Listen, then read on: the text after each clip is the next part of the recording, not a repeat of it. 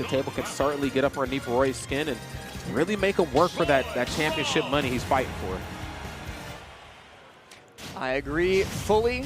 Here we go. We are going to find out shortly which one of these guys is going to be going into top 24 winner's side because we're getting started right now on PS2. Now, I believe historically, and I'm going to have to fact check myself here in just a moment, that Anathema has won most of their recent sets, but I think overall Goblin has the set record. Oh. And, well, they are scrapping already. No, seriously, man. Almost sending Anathema to the scrap yard. There's that standing jab right to the back here, and it is enough to get it done even on a big body like Rob. Anathema answering back in a very aggressive way. Immediately going for the up tilt.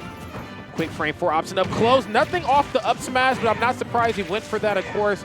I think, you know, Roy, as scary as the character is on foot, very, very scary in the air, too. You're going to see a lot of nair and a lot of short hop fair. You know, you got a move that can cover that space we're trying to jump into. Why not go for it? And Anathema having a very difficult time covering space because Goblin just immediately dealing with gyro every time it comes out. Again, gyro pops out, and he's going to, instead of getting away from it, he's going to sit in place and parry it so that Anathema can't pick it back up and make use of it. Yes. Again, it's just all about how you approach certain characters like this, especially characters that have a lot of tools at their disposal, like Raw. Oh my goodness. Wow. Well, it doesn't even matter. Had a lot of tools once upon a time. Unfortunately, without, you know, I think the biggest tool for all characters in this game, which are your stocks. Anathema down to his final. Goblin looking just powerful as ever, holding forward with these running F tilts. Standing jab, fair. Again, Rory 101 stuff. Head full of laser, though. I'm curious to see what Anathema's going to do in game number 2, because it ain't going to get done in game number 1. Bars, bars, bars. Bars, bars, bars, and Anathema going to maybe take a trip to the bar, drink away his sorrows after a game like that. Yeah. Got to figure out something else, and he does not look happy either. Steven sitting in that chair on the right side. Yeah. I mean, I wouldn't be particularly fond of how that one wrapped up, but the best thing about CEO is that, well, many of the best things, but, you know, for Ultimate's sake, you know that most of these matches will be best of 5 throughout the majority of the weekend. Oh, yeah. So, you know, none of that best of 3 stuff. We certainly want these players fighting tooth and nail for the money that they think they deserve, for that championship belt they think they deserve. Let's see how game number 2 is gonna go. And Anathema needs to show me some adjustments here and fast, man, because he definitely got melted down at the scrapyard in that last game. Well, and I got to issue a correction, too, because I was mistaken on their set count, too. Talk to me, bro. Their set count is 13-1 in Goblin's favor. That is not pretty. Jesus Christ. Jeez, man. Well, or 13-2 rather, with Goblin winning the last 2 in a row as well. Like it ain't pretty. Okay. And it's looking like he's adding another tick to that W column. All right, well, let's see if we can maybe rewrite history. I mean, it's never too late, of course. Anathema very well posed to do that. Just has to figure out how to outbox Roy, which is a sentence that I know it sounds crazy on paper, but I think Rob definitely has the toolkit to do it down to, as you can see, getting it done. Has him off stage. Now, of course, not enough to get it done center stage. Going to have to get it done out there in the blast zone. Laser forcing the high recovery. Low back to the ledge. Don't touch my shield, yo. Looking for a fair there as Goblin tries to recover back to stage, but Goblin just consistently beating out everything Anathema goes for. Steven being so unsuccessful in every endeavor that he begins. Quick nair off of 0%, going to do a whole lot more damage. And the side B on landing, you are going to eat a hefty punish for this one. Coming soon right here to a stream near you. There's another side special. Smart on him to go for a multi-hitting option on the way back because you know Goblin's always standing over you or sometimes a little too close to you, courtesy of that F smash.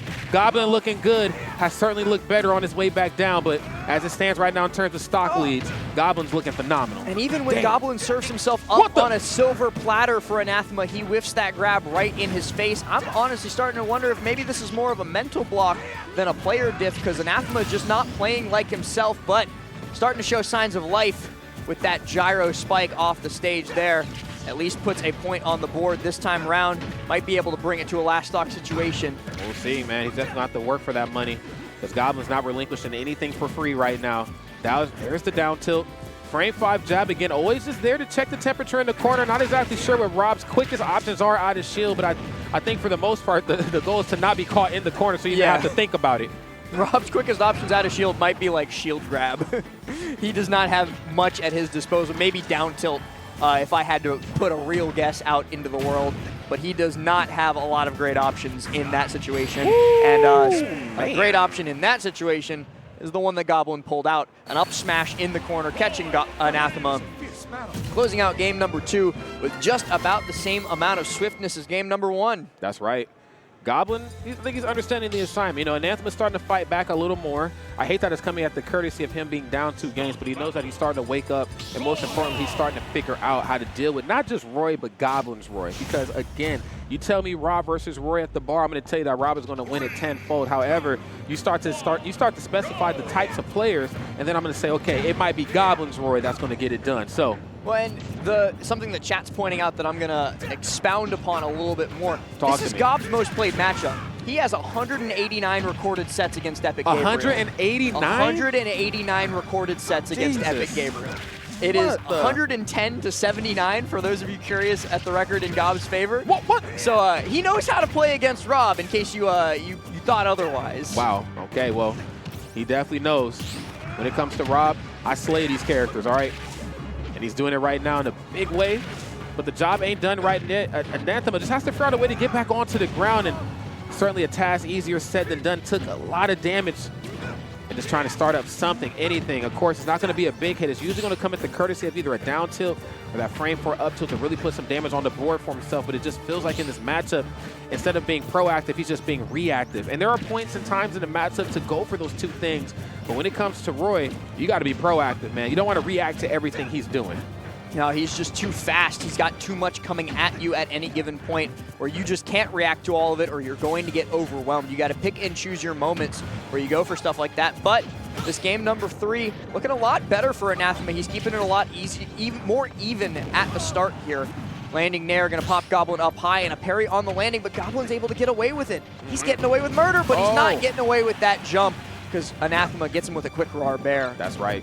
And again, we didn't see the up tilts come through. We didn't see the up smashes come through, you know, when Roy or Goblin was getting very jump happy with short hop Nair or, you know what I'm saying, any of those sort of options. But he now knows if I get him in the ledge, there's a good chance he will always go for the high recovery back on or the jump off the ledge into some sort of aerial. Let me be positioned properly and get that stock taken. There's double edge dance, angling it up, taking a page out of Cola's book, wanting to play the floor is lava versus Rob, and I don't blame him. Yeah, I feel like as Ultimate has gone on, the Roys have stopped doing the down angle double edge dance except for like very niche situations where they want a lingering hitbox to cover like a get up.